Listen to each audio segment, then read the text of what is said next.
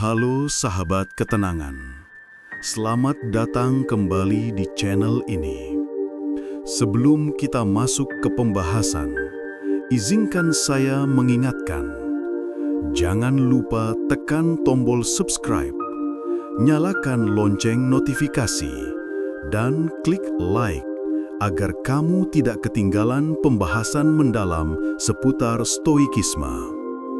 Filsafat kuno ini telah menemani manusia sejak ribuan tahun lalu dan sampai hari ini masih relevan untuk membimbing kita menghadapi kesulitan hidup.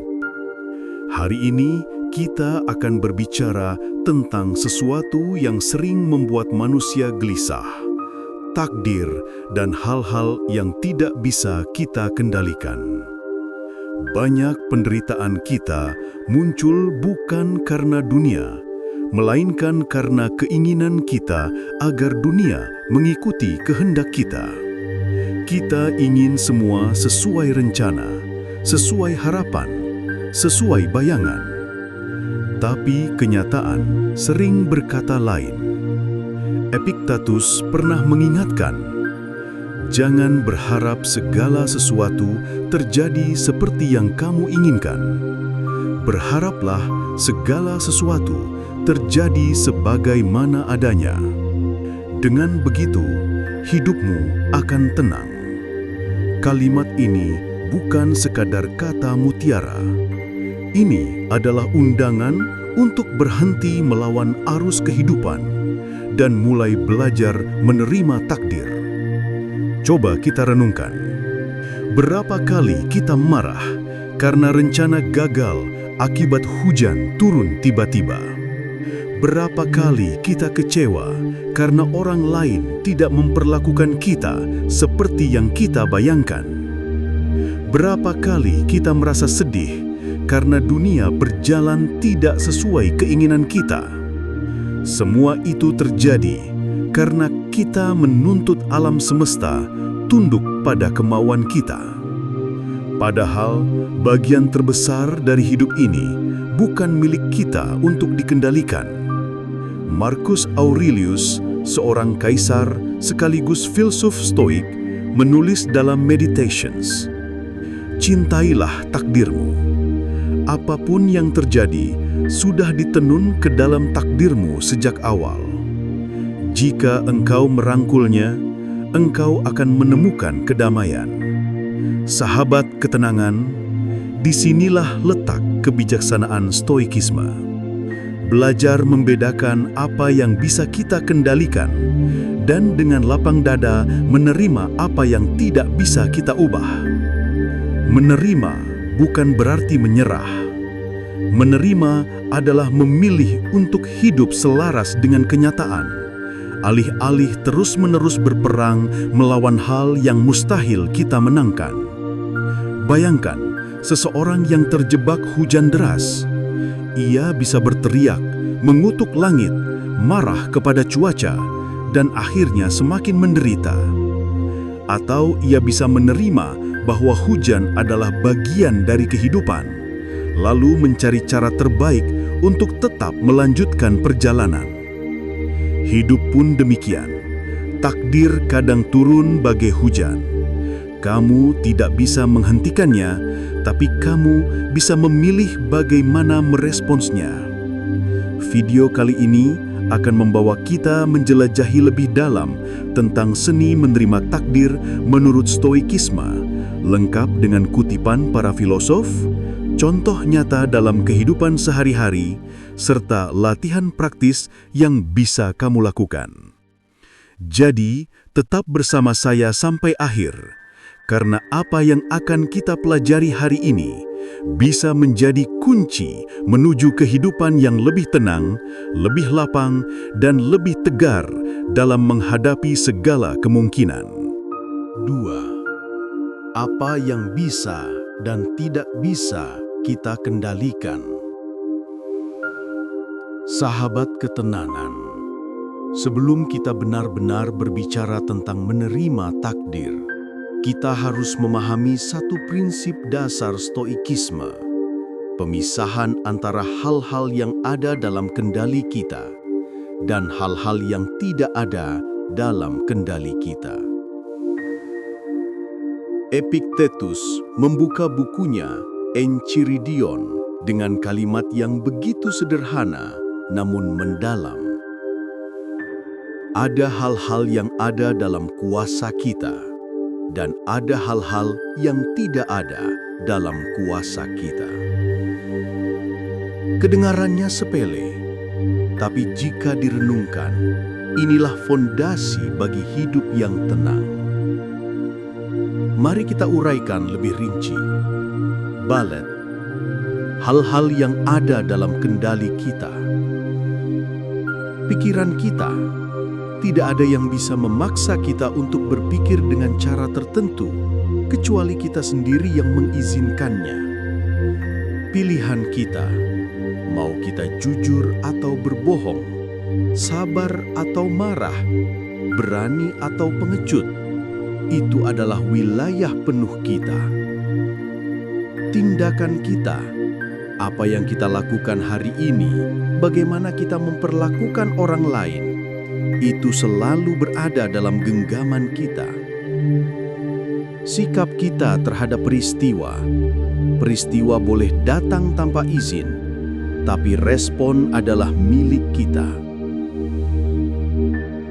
Balet, hal-hal yang tidak ada dalam kendali kita. Tubuh kita bisa merawatnya, tapi penyakit, usia, dan kematian tetap akan datang.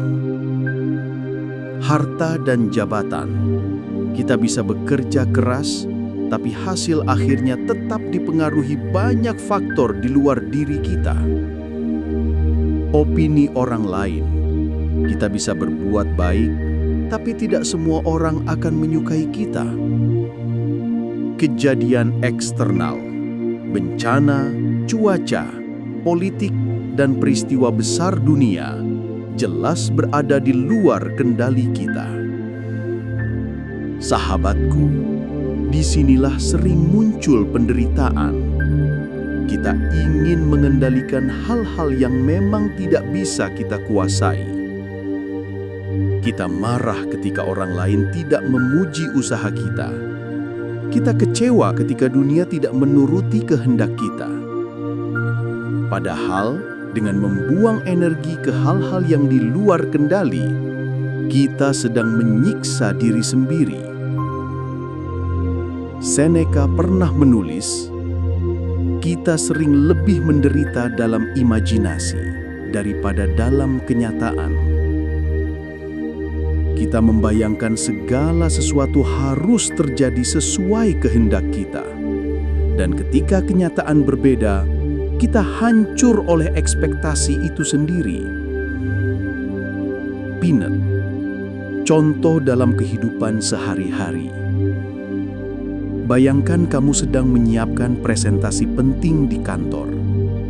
Kamu sudah belajar, berlatih, dan menyiapkan materi dengan matang.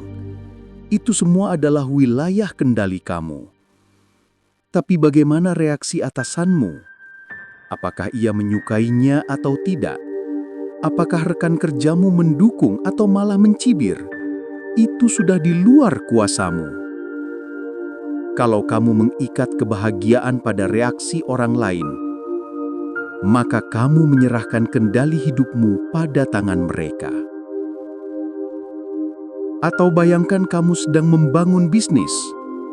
Kamu bisa mengendalikan strategi, kerja keras, inovasi. Tapi apakah pasar merespon dengan baik? Apakah keadaan ekonomi mendukung? Itu bukan milikmu untuk diatur. Contoh lain, hubungan dengan orang yang kamu sayangi. Kamu bisa memberikan cinta, perhatian, dan kebaikan. Tapi apakah dia akan tetap tinggal? Apakah dia akan mencintaimu kembali dengan cara yang sama? Itu di luar kendalimu. Jika kamu memahami batas ini, kamu akan jauh lebih ringan menjalani hidup. kamu akan berhenti menggenggam terlalu erat sesuatu yang memang bukan milikmu. Balat, kebebasan sejati. Epictetus berkata, "Jika engkau ingin bebas, jangan berharap sesuatu terjadi sebagaimana engkau inginkan. Bebaskan dirimu dari keinginan itu, maka engkau akan menemukan kebebasan." Inilah arti kebebasan sejati dalam stoikisme. Bukan bebas melakukan apa saja, tapi bebas dari perbudakan oleh hal-hal yang di luar kendali kita. Sahabat ketenangan, mari kita berhenti sejenak dan bertanya, apakah hari ini aku sedang menuntut dunia untuk tunduk pada keinginanku? Apakah aku sedang menghabiskan energi untuk mengubah hal-hal yang memang bukan bagianku untuk diubah? Jika jawabannya iya, maka mungkin saatnya kita melepaskan. Sebab melepaskan bukan berarti kalah, tapi berarti kita memilih untuk hidup selaras dengan kenyataan. Bagian 3. Latihan praktis menerima takdir ala Stoik. Sahabat ketenangan, setelah kita memahami perbedaan antara hal-hal yang bisa dan tidak bisa kita kendalikan, pertanyaan berikutnya adalah bagaimana cara melatih diri agar bisa benar-benar menerima takdir. Teori saja tidak cukup. Filsafat hanya berguna jika ia menjadi panduan hidup sehari-hari. Karena itu, para filsuf Stoik menekankan pentingnya latihan terus-menerus. Sama seperti otot yang harus ditempa agar kuat, pikiran pun harus ditempa agar tenang. Mari kita pelajari beberapa latihan praktis yang diwariskan Stoikisme. Bullet point 1. Refleksi pagi, menyiapkan pikiran untuk kehidupan. Marcus Aurelius setiap pagi menulis dalam catatannya, Meditations, "Hari ini aku akan bertemu orang yang cerewet, egois, sombong, iri hati, dan tidak tahu malu. Semua itu terjadi karena mereka tidak tahu apa yang baik dan jahat. Tapi aku tidak boleh membenci mereka, karena kita diciptakan untuk bekerja sama." Apa yang dilakukan Marcus adalah latihan antisipasi. Ia tidak berharap dunia menjadi lembut dan sesuai keinginannya. Ia bersiap sejak pagi untuk menghadapi kenyataan yang mungkin keras. Kita pun bisa meniru hal ini. Sebelum memulai hari, duduklah sejenak. Katakan dalam hati, "Hari ini mungkin aku akan menghadapi kritik. Hari ini mungkin ada orang yang mengecewakan. Hari ini mungkin ada hal-hal di luar rencanaku." Dengan cara ini, kita tidak lagi terkejut atau marah ketika kenyataan itu benar-benar datang. Sebaliknya, kita sudah siap menyambutnya dengan lapang dada. Bullet point 2. Refleksi malam, mengoreksi diri dengan tenang. Seneca menulis bahwa setiap malam ia mengevaluasi dirinya. "Ketika lampu padam dan istriku sudah tertidur, aku menguji seluruh hariku dan menimbang apa yang telah kulakukan." Refleksi malam adalah kesempatan untuk melihat kembali apa yang sudah kita kendalikan dengan baik dan apa yang masih perlu diperbaiki. Tanyakan pada diri sendiri, apakah hari ini aku sudah mengendalikan emosiku? Apakah aku terlalu keras menuntut dunia agar sesuai keinginanku? Apakah aku sudah menerima takdir dengan lapang dada? Latihan ini membuat kita semakin sadar bahwa hidup adalah proses pembelajaran. Kita mungkin gagal hari ini, tapi besok kita bisa berlatih lagi. Bullet point 3. Memento mori, mengingat kematian. Mungkin terdengar menakutkan, tapi stoikisme mengajarkan kita untuk sering mengingat kematian. Kenapa? Karena kematian adalah takdir yang tidak bisa dihindari. Dengan mengingatnya, kita belajar untuk menerima kenyataan terbesar dalam hidup. Seneca menulis, bukan karena hidup kita singkat, tapi karena kita membuang-buang banyak waktu. Hidup itu cukup panjang jika digunakan dengan bijak. Mengingat kematian membuat kita berhenti menunda kebaikan. Kita berhenti membuang waktu untuk hal remeh dan mulai fokus pada apa yang benar-benar penting, kebajikan, kebaikan, dan ketenangan batin. Cobalah sesekali berkata pada diri sendiri, jika hari ini adalah hariku yang terakhir, apakah aku akan menyesalinya? Jika jawabannya ya, mungkin ada sesuatu yang harus kita ubah dalam hidup. 4. Amor Fati, mencintai takdir. Sahabat ketenangan, menerima takdir itu baik, tapi stoikisme melangkah lebih jauh. Bukan hanya menerima, tapi mencintai takdir. Inilah yang disebut amor fati, cinta terhadap nasib. Marcus Aurelius menulis, cintailah takdirmu. Apapun yang terjadi, engkau telah dipilih untuk itu. Jika engkau menerimanya dengan cinta, engkau akan menemukan harmoni dengan alam semesta. Amor fati berarti melihat setiap peristiwa bukan sebagai beban, tapi sebagai bagian dari perjalanan kita. Jika kita jatuh, itu bukan akhir, melainkan pelajaran. Jika kita gagal, itu bukan musibah, melainkan jalan lain yang dibukakan untuk kita. Jika kita kehilangan, itu bukan kehancuran, melainkan kesempatan untuk belajar melepaskan.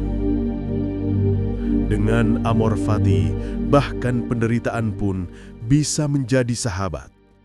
Karena kita tahu, segala yang datang adalah bagian dari kain besar kehidupan yang ditenun untuk kita. 5. Latihan kecil setiap hari. Selain refleksi, ada latihan-latihan kecil yang bisa kita lakukan sehari-hari. Menunda reaksi saat ingin marah, berhentilah sejenak. Hitung sampai 5 sebelum respons. Menghadapi ketidaknyamanan kecil, sesekali sengaja jalani sesuatu yang tidak nyaman, seperti minum air dingin tanpa gula atau berjalan tanpa alas kaki. Ini melatih kita untuk tidak terlalu manja dengan kenyamanan. Berterima kasih untuk hal kecil, ucapkan syukur untuk hal-hal sederhana yang sering kita lupakan. Udara, cahaya matahari, makanan sederhana. Latihan ini mungkin tampak remeh, tapi seperti tetesan air yang terus jatuh mampu melubangi batu, latihan kecil yang konsisten akan membentuk jiwa yang tangguh. Penegasan, sahabatku, menerima takdir bukan berarti berhenti berusaha. Stoikisme tidak mengajarkan kita untuk pasrah buta. Kita tetap berusaha sebaik mungkin dalam hal-hal yang berada dalam kendali kita. Tapi setelah usaha selesai, kita serahkan hasilnya pada takdir dan menerimanya dengan hati tenang. Dengan latihan-latihan sederhana ini, refleksi pagi, refleksi malam, memento mori, amor fati, dan kebiasaan kecil sehari-hari, kita bisa semakin kuat menghadapi apapun yang dibawa kehidupan. Bagian 4. Renungan mendalam dan penutup. Sahabat ketenangan, mari kita melangkah lebih jauh. Stoikisme bukan hanya teori, bukan sekadar kutipan indah dari Marcus Aurelius atau Seneca. Stoikisme adalah jalan hidup, jalan yang mengajarkan kita bagaimana tetap tenang di tengah gelombang badai kehidupan. Hari ini, kita bicara tentang seni menerima takdir. Tapi apa artinya takdir bagi seorang stoik? Bahasan takdir sebagai jalan alam semesta. Bagi para filsuf stoik, semesta ini bukanlah kekacauan yang acak. Semua terjadi dalam tatanan besar yang penuh keteraturan, meski kadang mata kita yang terbatas tidak mampu melihatnya. Marcus Aurelius berkata, "Apapun yang terjadi padamu, itu sudah ditenun untukmu sejak awal oleh alam semesta. Semuanya sesuai dengan rencana besar yang tak terhitung luasnya." Jika kita renungkan, sebenarnya kita hanyalah bagian kecil dari kosmos yang luas. Layaknya sebutir pasir di pantai, kita tidak bisa menolak gelombang laut yang datang. Tapi kita bisa memilih, apakah kita akan melawan dengan sia-sia, atau kita akan ikut mengalir bersama gelombang itu dengan tenang. Menerima takdir berarti menyelaraskan diri dengan alam, bukan menyerah, tapi memahami bahwa kita adalah bagian dari sesuatu yang lebih besar dari diri kita sendiri. Bahasan ilustrasi kehidupan sehari-hari. Bayangkan seorang petani. Ia menanam padi, merawatnya setiap hari, membersihkan gulma, memberi air secukupnya. Semua itu ada dalam kendalinya. Tapi apakah ia bisa mengendalikan hujan? Apakah ia bisa memerintahkan matahari untuk bersinar sesuai kebutuhannya? Tidak. Ia hanya bisa melakukan bagiannya, lalu menerima hasil panen dengan lapang dada, baik hasilnya melimpah maupun gagal. Itulah hidup kita. Kita bekerja keras, belajar, berusaha, tapi pada akhirnya ada bagian yang bukan di tangan kita. Keberuntungan, pertemuan, kesehatan, bahkan hidup dan mati. Jika kita terus memaksa ingin mengendalikan semua, kita hanya akan berakhir dengan frustrasi. Tapi jika kita belajar menerima, kita akan menemukan ketenangan yang tak tergoyahkan. Bahasan melihat penderitaan dengan mata baru. Sahabat, seringkali kita melihat penderitaan sebagai musuh. Kehilangan pekerjaan, kegagalan dalam cinta, sakit, atau kematian orang yang kita sayangi. Semua itu tampak sebagai kehancuran. Tapi stoikisme mengajarkan kita melihat penderitaan dari sudut pandang berbeda. Epictetus berkata, "Jangan minta agar hal-hal terjadi sesuai keinginanmu. Mintalah agar engkau bisa menerima hal-hal sebagaimana adanya. Maka engkau akan menemukan kedamaian." Penderitaan bukanlah akhir, ia adalah guru. Ia melatih kesabaran kita. Ia mengajarkan kita arti keikhlasan. Ia mengingatkan kita bahwa hidup ini sementara, bahwa tidak ada yang benar-benar milik kita kecuali kebajikan. Luka batin adalah ujian. Jika kita bisa melewatinya dengan hati yang kuat, kita akan lahir kembali dengan jiwa yang lebih dewasa, lebih bijak, dan lebih tangguh. Bahasan menerima takdir bukan berarti pasif. Mungkin sebagian orang berpikir, kalau begitu, apakah aku hanya harus diam dan pasrah? Tidak, stoikisme bukan ajaran untuk berhenti berjuang. Justru sebaliknya, stoikisme mendorong kita berjuang sekuat tenaga dalam ranah yang bisa kita kendalikan. Tugas kita adalah menanam benih sebaik mungkin. Hasilnya, itu urusan takdir. Dengan cara ini, kita terbebas dari dua hal. Kekecewaan berlebih saat hasil tidak sesuai harapan, kesombongan berlebih saat hasil berjalan baik. Kita hanya melakukan apa yang seharusnya tanpa terikat pada hasil akhir. Itulah kebebasan sejati. Bahasan renungan tentang waktu. Sahabatku, mari kita merenung sejenak tentang waktu. Kita sering gelisah memikirkan masa depan dan sering pula menyesali masa lalu. Tapi stoikisme mengingatkan yang kita miliki hanyalah saat ini.